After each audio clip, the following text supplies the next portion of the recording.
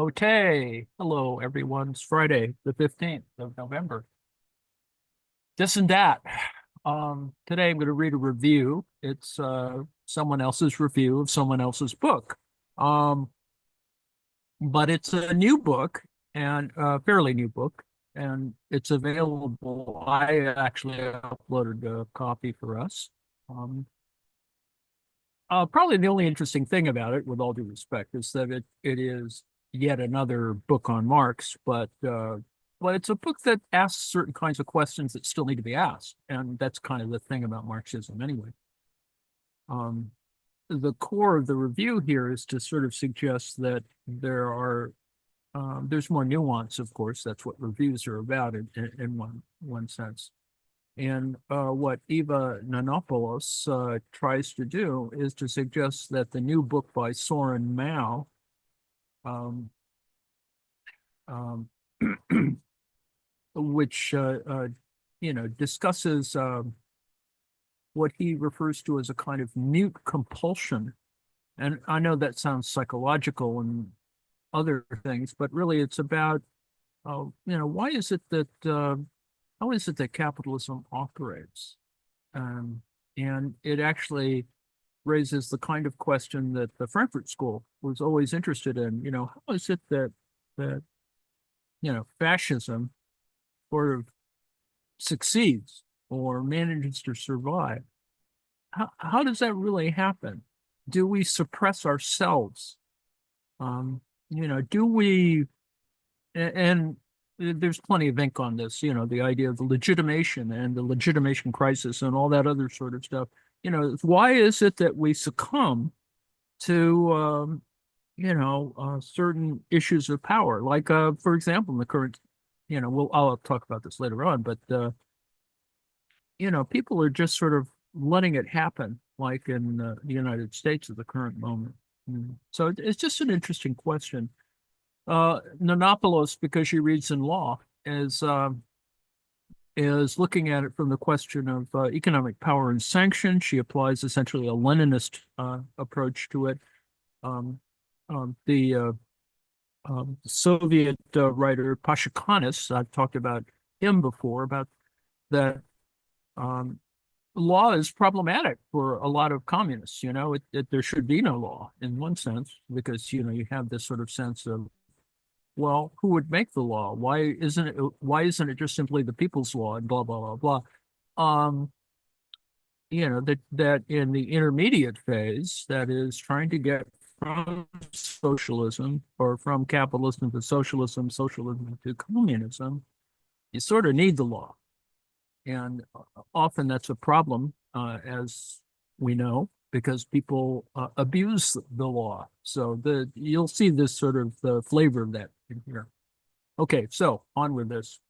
Soren Mao is a Dane. His doctoral dissertation is published essentially as a book, and it has some of the problems that occur when dissertations become books, as opposed to kind of books in and of themselves. So that it has other issues. But anyway, Soren Mao's recent book poses the deceptively simple question: how is it that capital manages to hold on to its status as the social logic everyone has to obey in order to live?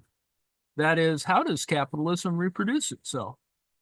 Now, his answer is also deceptively simple.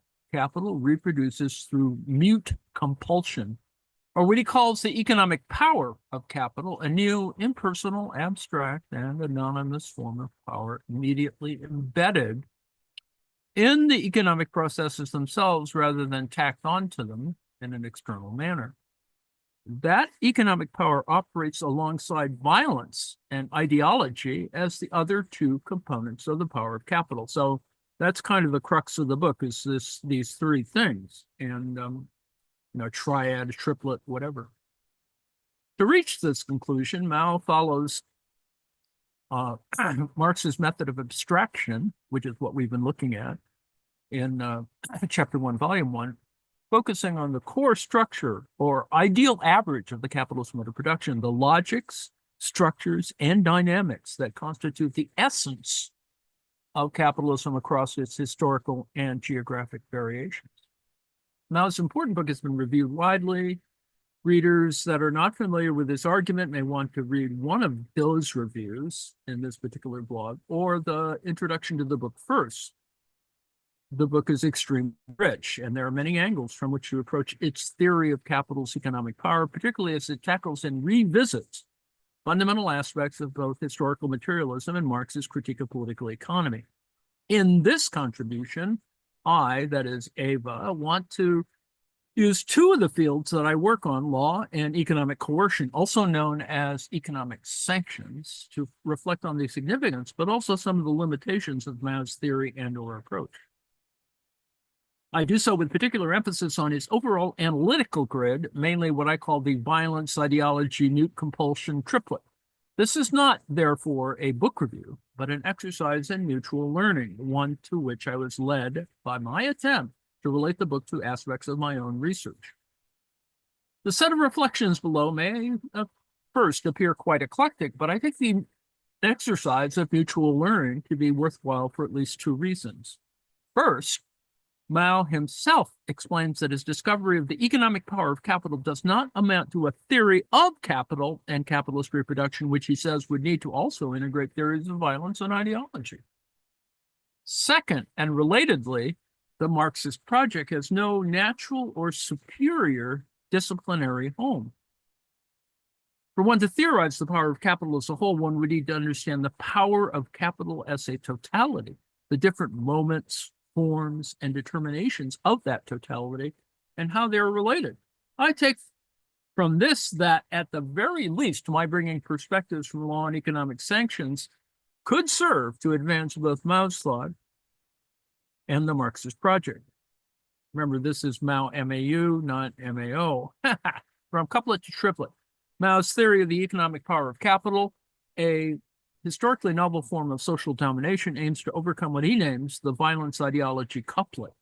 For Mao, these two fundamental and irreducible forms of power, which can also be found in the distinction between coercion and consent, hard and soft power, dominance and hegemony, and repression and discord, that have dominated Marxist theory, obscuring the purely economic power of capital. This book sets out to remedy this. Let me stop for a moment and say, well, the purely economic power of capital, well, that's an issue, but it kind of works through it.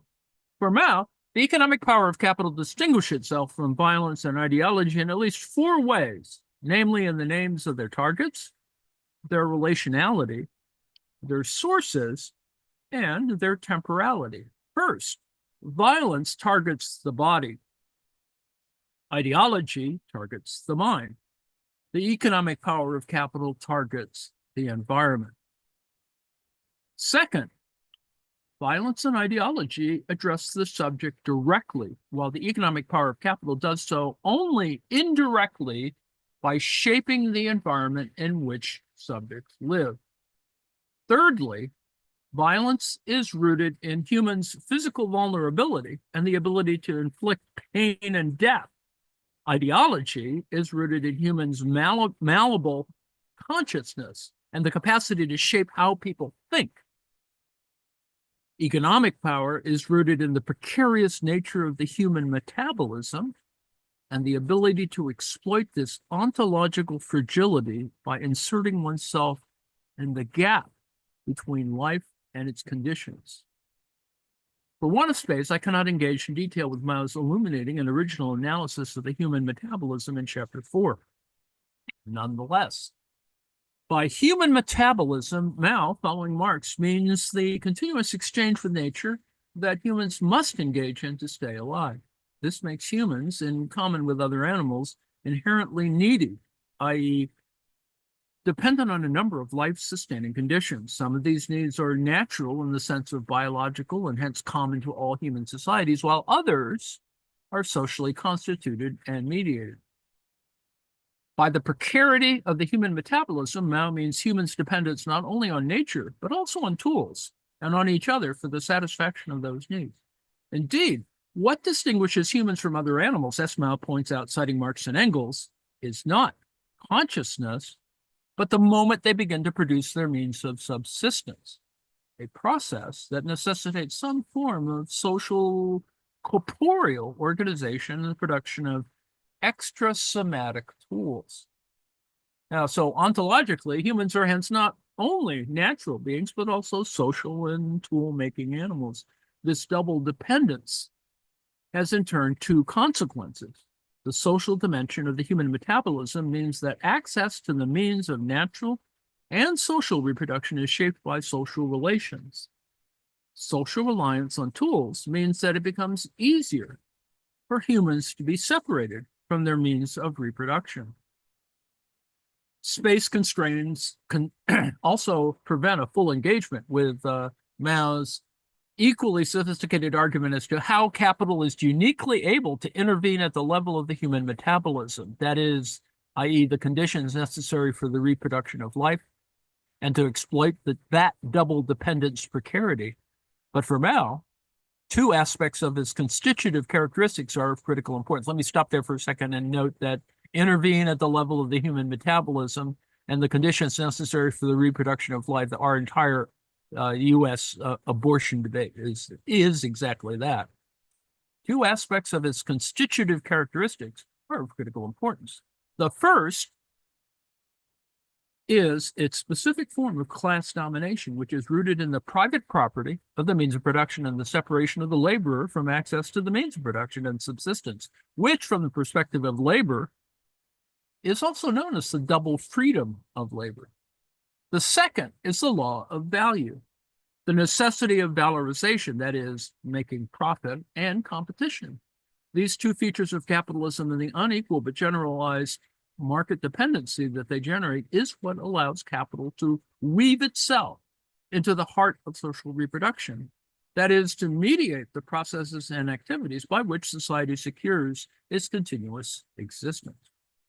Finally, though less explicitly, Mao also draws a distinction between the three elements of capital's power, or at least between violence and mute compulsion, based on their temporality. At the basis of this differentiation is a further distinction between the constitution and reproduction of capitalist social relations. For Marx, Mao asserts one could not assume the forms of power required in order to bring about a certain affairs to be identical with the forms of power required for its reproduction. As such, Mao concludes that violence and mute compulsion can be seen as operating at different moments of capitalist development. Violence was and remains needed for the constitution of capitalist social relations. Once these have been installed, Mao points out, citing Marx, violence is, however, only deployed exceptionally, and the domination of capital over labor is instead ensured by mute compulsion and the natural rules of production. In Gerstenberger's earlier formulation, the open violence of former times has been replaced by the silent force of market conditions. Now, let me break there and say it's clearly part of the fantasy of certain right-wingers that it is not a silent force, but requires even more expressions of symbolic or actual violence. Anyway, the triplet: analytical and theoretical challenges. At the outset, one can observe two tensions in the way Mao situates and theorizes the economic power of capital vis-a-vis the other key components of capitalist power. One tension pertains to the rigidity of his analytical framework, which not only tends to reproduce, rather than fully transcend, the formalism of bourgeois thought, but also leads him at times to an unnecessarily stagist approach to capitalism, or to the power of capital writ large as a social totality. Now, the other tension pertains to his method. Mao clearly sees the economic power of capital as historically specific. Only under capitalism have property relations been able to fully exploit metabolic precarity, but it's unclear how he views violence and ideology. Nowhere does he refer to the violent power of capital or the ideological power of capital, or clarify whether or how these are forms that are specific to the capitalist mode of production. And his analytic grid at times suggests that for him, violence and ideology are almost transhistorical. Now, these tensions could be simply linked to his focus on the economic power of capital. Now, it's clear that he does not attempt to develop a theory of violence or ideology, and to the extent that he considers existing Marxist theories, it is mainly to highlight their neglect of the mute compulsion. As a result, their differentiation from the economic power of capital is therefore necessarily schematic. But these tensions could also have more significant roots. One is his theoretical eclecticism, in particular, the tension between his concurrent reliance on both, and we've been looking at this before, value form theory and political Marxism, which at times pulls him in opposite directions. The former leads him to approach capital as a social totality and to add nuance or to relativize some of its conclusions, making clear, for example, that all forms of capital power operate together, or that violence is not entirely superseded, but retreats into the background. The latter, and particularly the work of Ellen Woods, also leads him to reassert the binaries that are characteristic of her own work, even though he himself endorses a far broader approach to class domination than her centering of surplus extraction, particularly her distinction between the different forms of appropriation characteristic of pre-capitalist and capitalist societies. The former relying on extra economic force, the latter on the economic coercion of market dependency. Another is what he chooses to include in the natural laws of capitalist production, or the laws of motion of capital. In another political Marxist move, for example, Mao denies that racial and gender differences are necessary elements of capitalism. Also excluded from capital's laws of motion is imperialism. So you can see already that this is going to be a difficulty for some folks. For Mao, mute compulsion presupposes vertical class domination and horizontal competition between classes.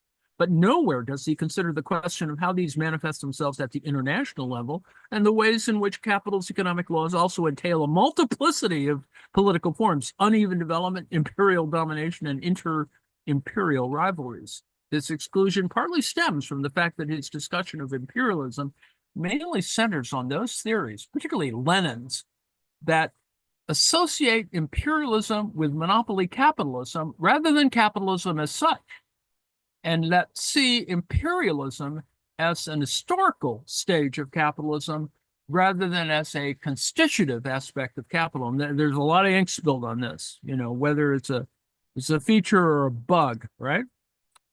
Even here, Mao sometimes overstates the extent to which these theorists were incapable of grasping the mute compulsion of economic relations, which reproduce the power of capital even in the absence of corruption and violence.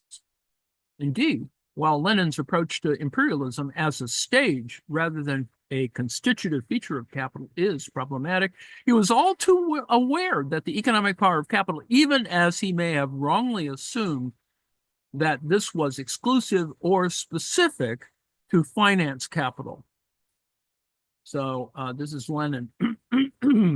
Finance capital is such a decisive, you might say, force in all economic and in all international relations, that it's capable of subjecting, and actually does subject to itself, even states enjoying the fullest political independence. Back to Mao. In any event, the result is that Mao implicitly follows political Marxists in adopting an internalist mode of theoretical analysis that restricts capitalism to the metropolitan core, that is, the cities, rather than seeing capitalism as consisting of both core and peripheries in a mutually presuppositional, if contradictory, whole. Had he included imperialism in his analysis of the economic power of capital, he might have further nuanced the finding that direct violence and constraint is only prevalent at the fringes of capitalism, and that this will be overcome when the rationality of capitalist economic relations becomes dominant. Indeed, if we track the evolution of global capitalism over the last few decades, we may find that the greater the expansion and dominance of capitalism, the more prevalent difference-making and violence have become worldwide. To hold otherwise would not only be to bracket the present moment as exceptional, but to transform the exception, that is the absence of violence, into the norm. Bracketing violence and ideology, therefore, not only leads to an unfinished theory of capital as a whole, but also to an unfinished theory of the economic power of capital and of its necessarily imperialist nature. Now, be that as it may, what I want to suggest is that looking at law and economic sanctions allows us to further reflect and seek to overcome these tensions, namely the problem of analytical rigidity and historical specificity. Analytically, neither law nor economic sanctions fit neatly into any components of this triplet, the violence, ideology, power triplet, thus blurring the lines between the three dimensions of capital and also complicating the muteness of its economic dimension. Law is at once a form of violence, ideology, and indeed, like mute compulsion, impersonal abstract domination, while economic coercion doesn't belong to any of these components, but seems to arise from the interaction between the three, among the three. Theoretically, these two areas suggest that all dimensions of capital are historically specific. An analysis of law shows that all three dimensions, violence, ideology, and mute compulsion, are historically specific. Analysis are historically uniquely mediated by law as a social form. An engagement with economic sanction shows that their interaction also gives rise to new forms of violent political and ideological political power that build on the economic power of capital.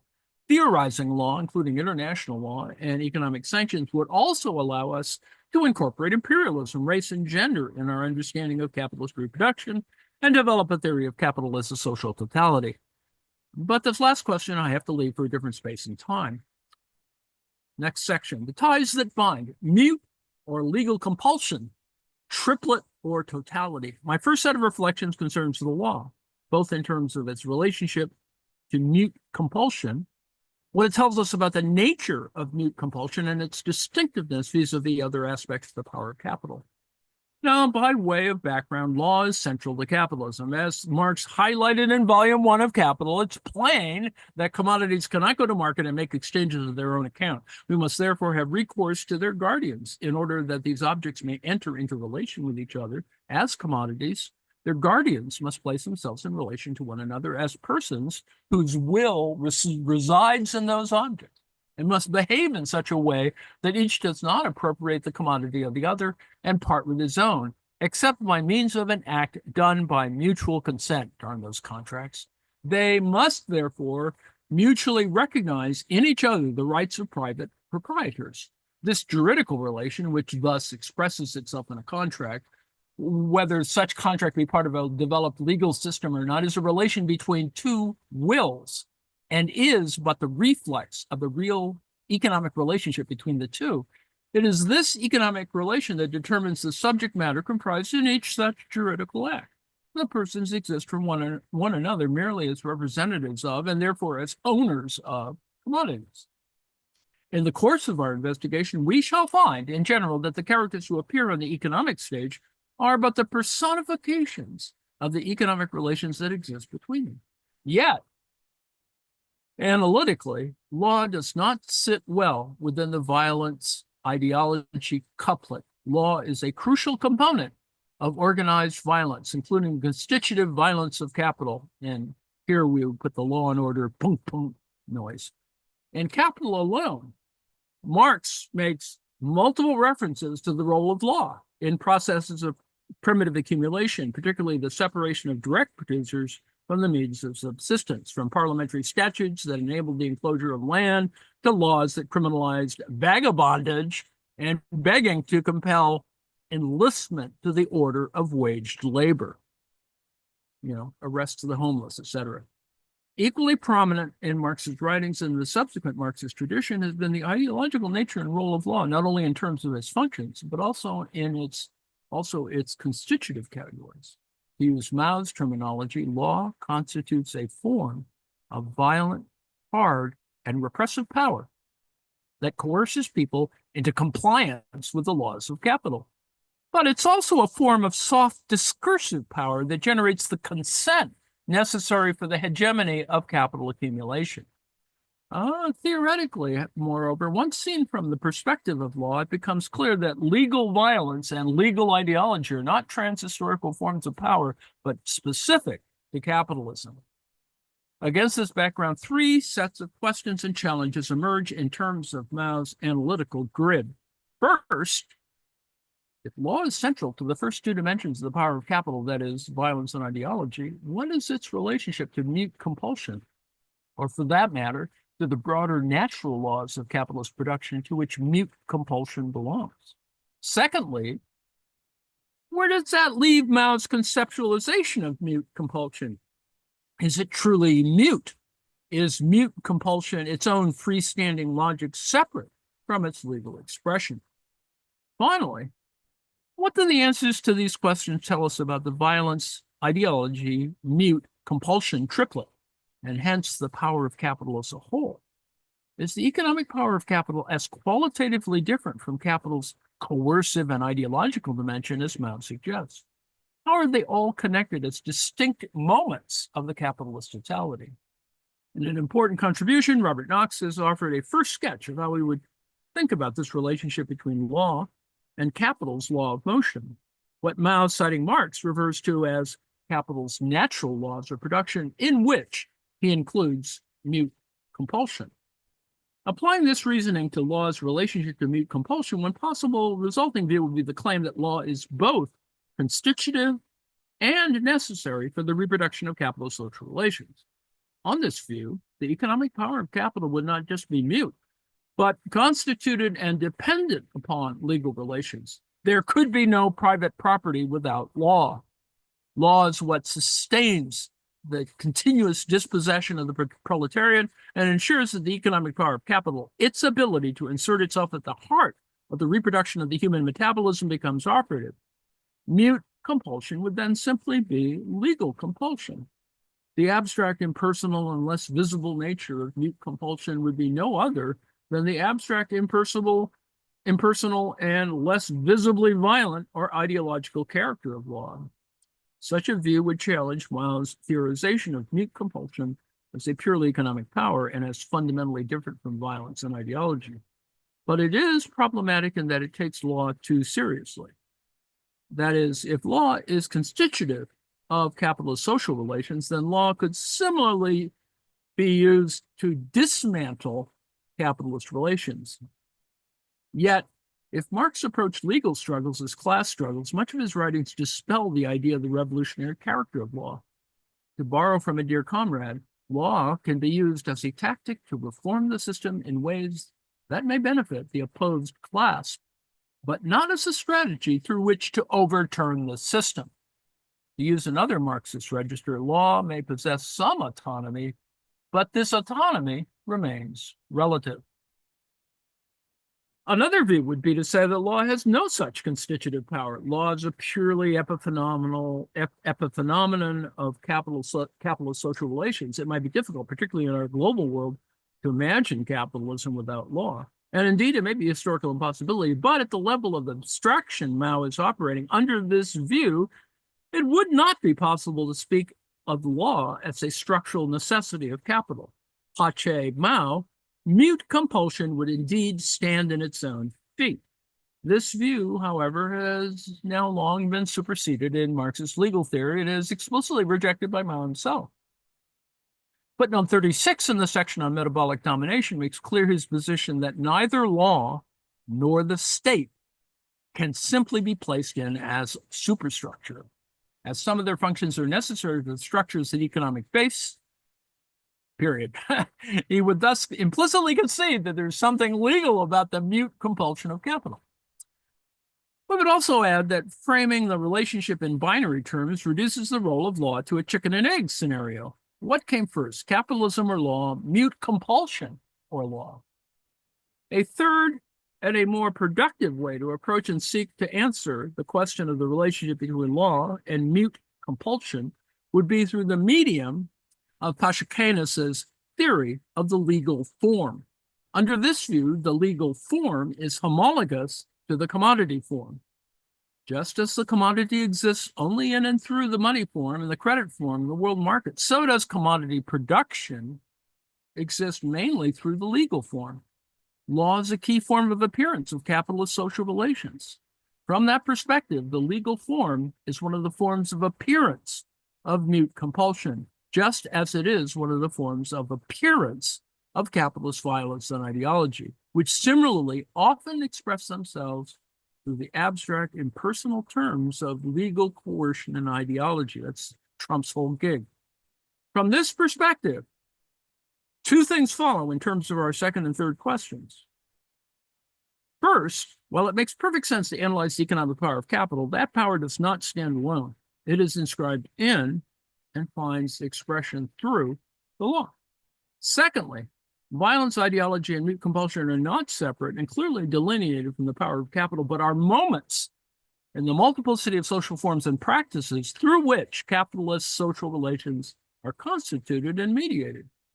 Informed by value form theory, some aspects of Mao's analysis point in these directions. Mao, echoing the work of Paschanis, quotes approvingly Marx's observation that the exchange of commodities presupposes that market agents, including the proletarian who sells her labor power as a commodity, must recognize each other as owners of private property. Elsewhere, he also highlights the violent constitutive character of law. The capital relation was not established by capitalists sidestepping in law, but by the active intervention of the state in support of the emerging capitalist class and the intensification of the legal regulation of the life of what was to become the rural wage laborer. Following a discussion of state derivation theory, which he cites approvingly, moreover, Mao concludes that the organization of social reproduction on the basis of the valorization of value presupposes an institution formally separated from the immediate processes of social production, endowed with the capacity to enforce rules upon everyone by means of coercive force, that is, the state. Yet his theoretical eclecticism and penchant, and penchant for a neat analytical distinction, ultimately stopped him from developing the point to its full conclusion. Instead, he rather abruptly reasserts the ontological distinctiveness and separation of the economic power of capital. State violence is not only one of the means by which the conditions of capital accumulation were originally established, it also continues to be a necessary moment of the reproduction of the capitalist relations of production. Despite this necessity, it remains the case that social production under capitalism is organized by means of the mute compulsion of capital. The ties that produce, next section, from the mute economic power of capital to new forms of visible economic political power. My second set of reflections are somewhat less critical. They're not concerned with problematizing Mao's emphasis on the distinctiveness of the economic power of capital, but with using the example of economic sanctions to reflect on what his theorization of the power of capital could tell us about the other components of the power of capital and their historically specific manifestations under capitalism. Long sentence. My focus here will be primarily on the nature of economic sanctions, particularly the source of their power and their relationship to violence, ideology, and mute compulsion. Economic sanctions are a particular form of power. If we were to apply Mao's definition of violence as a direct and intentional bodily harm inflicted through physical force, they would not necessarily qualify as violence. And indeed, international law and official legal discourse views them as peaceful alternatives to war, if by war one means direct physical armed force. Neither, again under Mao's definition, would they qualify as ideology since they target economies rather than minds. And I bring to you the economic sanctions that have been placed on Russia due to the Ukrainian war. And yet, economic sanctions also share important similarities with violence and ideology. Like violence, they're still perceived as coercive. Indeed, their whole rationale is their assumed ability to affect change and the level of harm they cause under contemporary conditions that has led many to rightly label them as violent warlike measures. Like ideology, they play a critical role in shaping what is considered to be acceptable or unacceptable behavior on the international scene. Like both violence and ideology, they operate directly rather than indirectly on their target. Mao's theory of capital's economic power can help us theorize economic sanctions both as a contemporary form of violence that is distinct from armed force and as an ideological force that operates through existential fear rather than consent. Orthodox approaches to economic sanctions owe much to neoclassical and liberal assumptions about political economy. First, that the economy is a domain of free exchange, and second, that individuals and states alike, as economic actors, are free utility maximizing actors. Sanctions are thereby believed to affect peaceful political change because the targeted actors, aware of the economic losses accompanying sanctions, would voluntarily choose to comply with whatever political demands are imposed upon them rather than suffer the economic costs of noncompliance. Now, leaving aside what counts as economic cost or political demand, Mao's analysis blatantly challenges these assumptions and the resulting characterization of sanctions as non-violent. First, he reminds us the economy is not a domain of free exchange. It is a system of domination that includes the economic power of capital, mute compulsion. The economy, in other words, is already a violent system of competition and domination, one in which no one is truly free. Second, it's not rational cost-benefit analysis that may lead targeted states to comply with the sanctions, but the real material dependency on the market for the valorization of capital and for access to the means of subsistence and reproduction. There's much to unpack here, but against this background, at least two preliminary conclusions may be drawn regarding the nature of economic sanctions, both of which illustrate how the triplet's constitutive dimensions, that is, violence, ideology, and mute compulsion, interact to produce historically novel forms of power specific to capitalism. First, economic sanctions may be seen as a new form of violence arising from the deployment of the economic power of capital by organizing political actors. It's not the same as saying, as is fashionable, that the economy is being weaponized in an economistic, instrumentalist fashion, as if the economy was a thing that any actor can mobilize to its advantage. Rather, economic coercion consists of the intentional exercise of organized and hence political force, be it the force of powerful states acting alone, a group of states, an international organization, or popular forces, acting through the social relations of production and reproduction to intervene at the level of the reproductive base of the human metabolism as shaped under capitalism by the mute compulsion of capital's economic power. This is the oil sanctions that we might refer to. Second, economic sanctions may also be seen as a new form of ideological power, one that is rooted in fear rather than consent. Thus, economic sanctions indirectly shape other social actors' behavior, including states, through the fear generated by the threat of being cut off from access to the means of subsistence and social reproduction.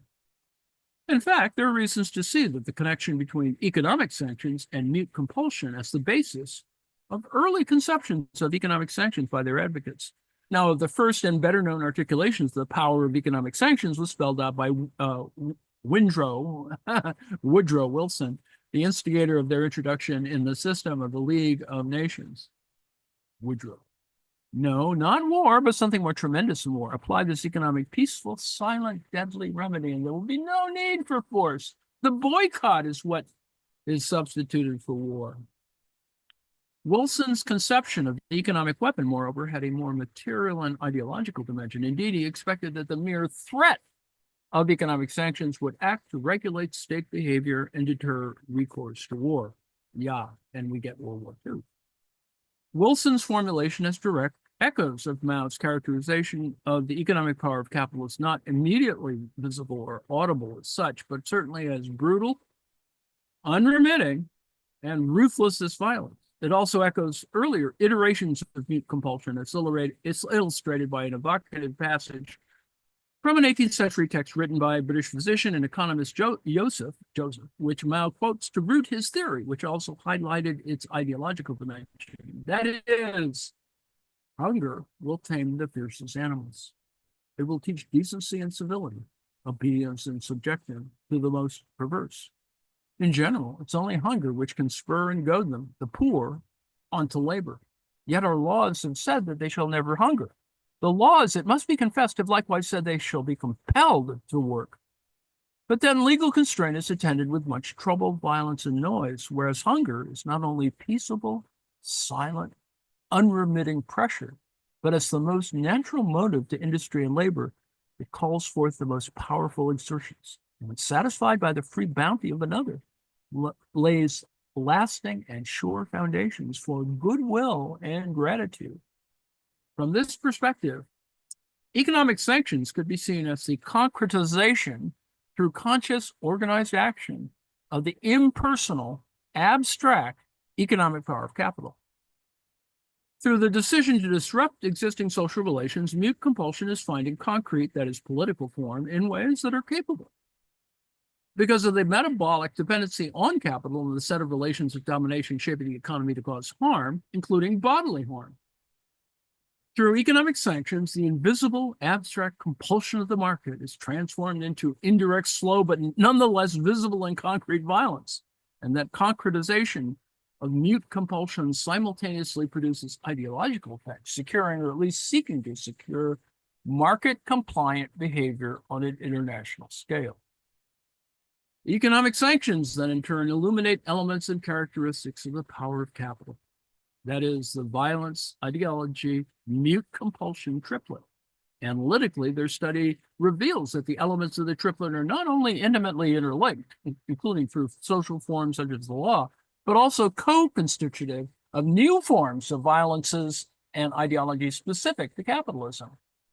The interruption of relations of exchange may have existed for as long as there have been simple commodity exchange, but only with the consolidation of global capitalism and mute compulsion does this form of power acquire the ability to cause widespread harm by intervening directly and voluntarily at the level of the metabolic basis of society. Economic sanctions also allows us to transcend ahistorical conceptions of violence and ideology rooted in bourgeois ideologies, which Mao's definitions unfortunately tend to reproduce. Through sanctions, we can see that capital produces its own forms of violence and ideology that cannot be reduced to direct intentional bodily harm or to a set of dominant ideas. The violence and ideological character of capital are as historically specific as the mute compulsion of capital, and hence the power of capital as a whole can equally only be apprehended as a historically specific social form. This might end my reflections rather abruptly. I learned and gained a lot from engaging with Mao's book. I hope we've shown while a lot of work remains needed on violence, ideology, and metabolic power under capitalism, Mao must be congratulated for setting out some of the foundational premises so clearly. And I hope that this intervention will encourage others to relate his findings to their own areas of work, study and work. Marxist revolutionary theory can only be a joint endeavor. It will be collective or it won't be. Anyway, so this is a review by Eva Nanopoulos, reader-in-law at Queen Mary University of London, co-director of the Center for Law and Society in a Global Context, and a member of the Legal Form editorial collective. The book is Soren Mao's Mute Compulsion, a Marxist Theory of the Economic Power of Capital.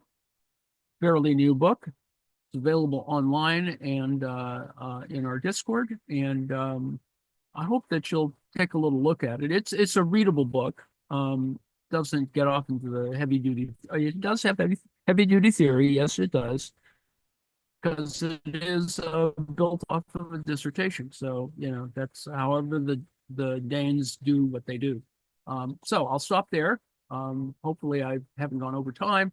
Are there questions and comments, interventions, brickbats? Yes, who would name their child Woodrow? Indeed. All righty. Well, we're going to get prepared for the after hours segment at 7 o'clock. Let me thank you for your attention, and we'll get back to our previously organized program. Joe, if you could shut this sucker off.